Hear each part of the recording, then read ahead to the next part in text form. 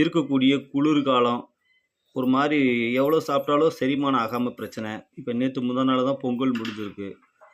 நெய் அது இதுன்னு நிறைய சாப்பிட்டு நிறைய பேருக்கு வந்து வயிறு தொடர்பான பிரச்சனை, செரிமான மண்டலம் பிரச்சனை, வயிறு உப்புசமாக இருக்குது, இதெல்லாம் இருக்குது இல்லைங்களா?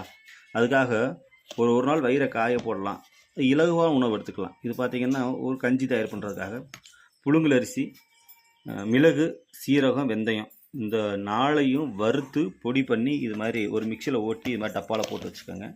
போட்டு வச்சுட்டு ஒரு டம்ளர் தண்ணிக்கு 1 டீஸ்பூன், இந்த 1 ஸ்பூன் போதும்.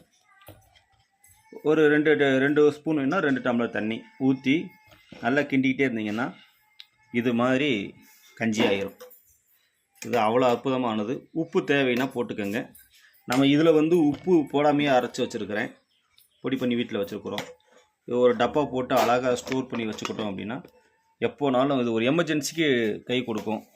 ஏன்னா வயிறு சரியில்லை, உடம்பு சரியில்லைனாலும் எதுனாலும் பத்தியமாக இலகுவான உணவு தான் எடுக்க சொல்கிறாங்க எல்லா வைத்தியர்களும். அப்போ இதுதான் சடனாக ரெடி பண்ணக்கூடியது. 2 நிமிஷத்தில் ரெடி ஆயிரும்.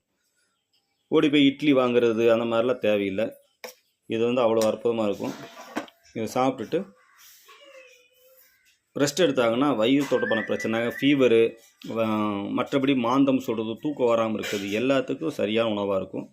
ட்ரை பண்ணுங்கள்.